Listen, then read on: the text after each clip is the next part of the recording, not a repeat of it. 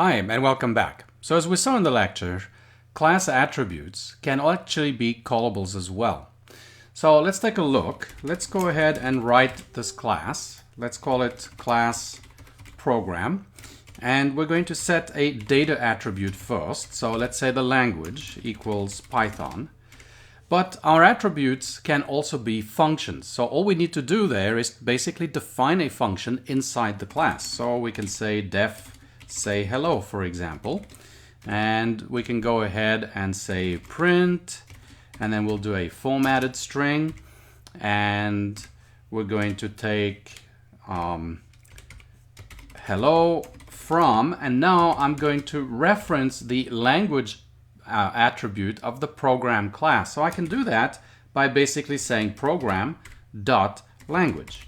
Okay, I'm accessing the class attribute inside this function. So now if we look at our program's dictionary, we can see that we have both the language, which was just the data attribute, the data Python string, and then we have this say hello attribute, and that is a function, as we can see. So this is just another type of attribute. Now we can also get it using the getAttribute method, the getAttr method. So we can do program dot say hello. So we can retrieve it. We can retrieve that attribute just using the regular dot notation, or we can use the getAttr function, and we can go ahead and just retrieve it this way. And as you can see, we get that function back in both cases. Now we can call it as well. So we can say program dot say hello, and now we can call it.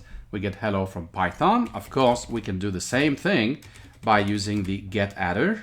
So we would do it this way. So now I've got the function, and now I need to call it. And then we get the same result. Now we can actually access it from the namespace dictionary as well, of course. But again, as I've mentioned before, I don't recommend doing that in production code.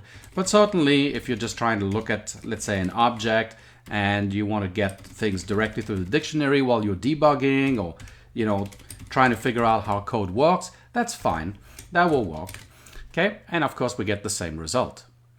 All right, so this was a pretty short coding lecture. It's really just to show you that attributes in classes can either be data attributes, like we have language, or they can be functions as well. And we basically do that by defining a function inside the class.